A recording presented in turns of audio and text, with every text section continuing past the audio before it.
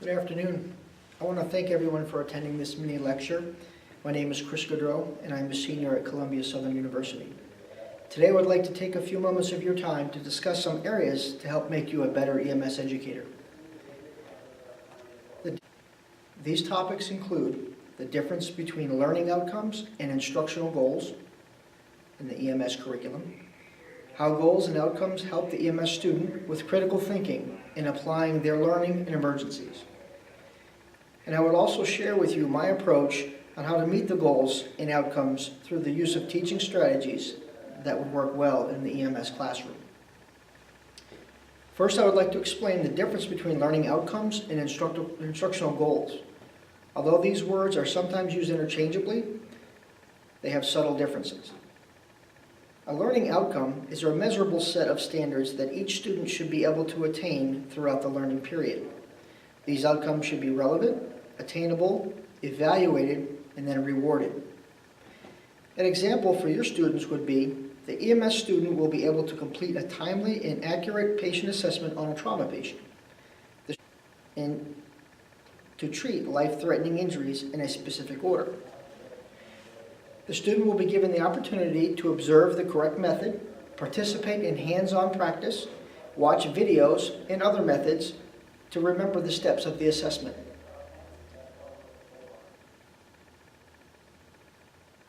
Instructional goals are goals that describe what specific skills or knowledge the student will be able to complete at the end of the course.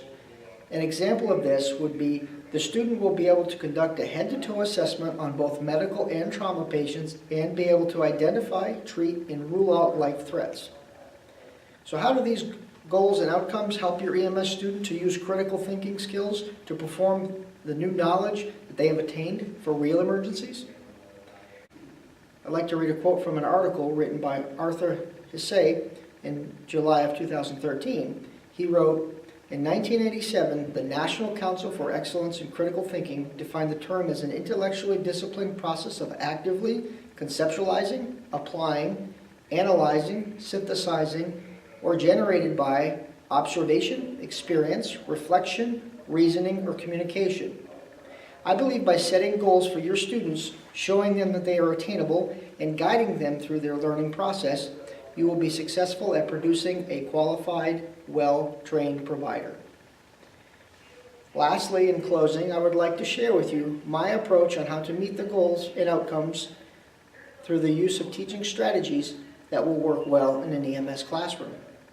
I personally like to limit the amount of time I spend in front of the classroom lecturing. Instead, I prefer smaller group settings with hands-on equipment, learning tools such as algorithm charts, and applicable case studies from incidents or challenges I have faced during my career. I'm a really big fan of the Socratic method of teaching. This involves having the student constructively analyze their own question to find the answer they seek. This method has been shown to help students retain more information by making connections with other aspects of the subject matter. This also opens the group up to discuss areas that may be challenging for them without feeling embarrassed to ask in a traditional classroom setting. I would like to leave you with another one of my favorite quotes from Benjamin Franklin, who said, "Tell me and I forget, teach me and I remember, involve me and I learn." Thank you all for attending, and good luck with all of your future educational endeavors.